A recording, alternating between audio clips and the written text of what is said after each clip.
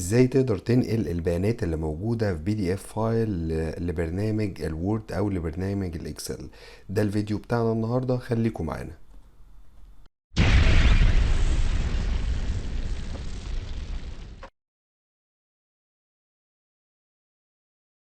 السلام عليكم ورحمة الله وبركاته. ازيكم عاملين ايه؟ معاكم عماد الجوهري من قناة اكسل اونلاين. وزي ما قلنا هنتكلم النهاردة ازاي هننقل البيانات، سواء بيانات تكست موجودة عندنا او جدول، ازاي نقدر ننقله بحيث نستخدمه في برنامج الوورد او برنامج الاكسل. بس قبل ما نبتدي الفيديو بتاعنا، لو انت بتتفرج علينا فانت اكيد موجود على اليوتيوب، فما تنساش تعمل سبسكرايب او اشتراك في القناة علشان توصلك كل الفيديوهات الجديدة. في البداية خلينا نبص على الملف اللي قدامنا. ده ملف PDF بسيط جدا، بس عملناه علشان نشرح عليه ازاي هنقدر ننقل البيانات اللي فيه لبرنامج الوورد او لبرنامج الاكسل.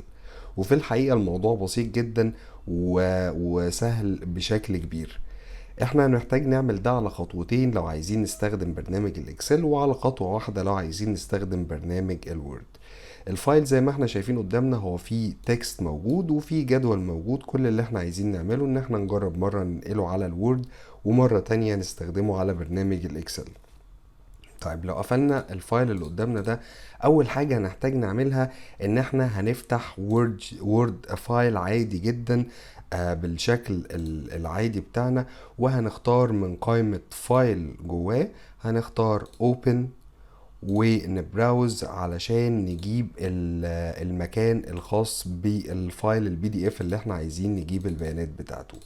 بمجرد ما وصلنا للفايل هندوس عليه open، هيظهر لي warning message بتقول لي ان ال Word will now convert your PDF to be editable Word document. يعني ببساطة هو بيقول لي خلي بالك ان البرنامج الوورد هيبتدي يعمل عملية تحويل للPDF علشان يخليه editable او قابل للتعديل على برنامج الوورد. فاحنا هندوس على اوكي. هنلاقي فيه تحميل بيظهر تحت، وبعديها على طول هنلاقي ان البيانات بتاعتنا ظهرت بالشكل العادي جدا بتاعها جوه الدوكيمنت الخاص بالوورد. وعلشان نقدر نعمل ده في الاكسل مش هنقدر نعمله على طول، لان الكتابة نفسها هتكون موجودة بشكل غريب، او الفورمات بتاع الكتابة هيكون موجود بشكل غريب. فاحنا علشان ننقل الجدول بتاعنا على الاكسل هنحتاج ان احنا ننقله الاول على برنامج الوورد. وبالتالي نقدر ببساطة ان احنا ناخد الجدول بتاعنا ده كوبي، ونفتح اي اكسل شيت جديد خالص ونحط التيبل بتاعنا جواه. هيظهر معانا بالشكل العادي او بالشكل الطبيعي اللي احنا عارفينه بيه.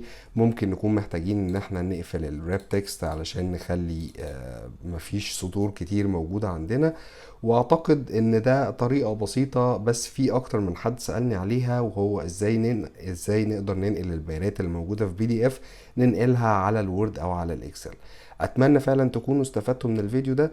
ما تنسوش تعملوا لايك وشير للفيديو علشان الكل يستفيد. ما تنسوش تعملوا سبسكرايب او اشتراك في القناة علشان توصلكوا كل الفيديوهات الجديدة. اشوفكم في فيديو جديد قريب ان شاء الله، والسلام عليكم ورحمة الله وبركاته.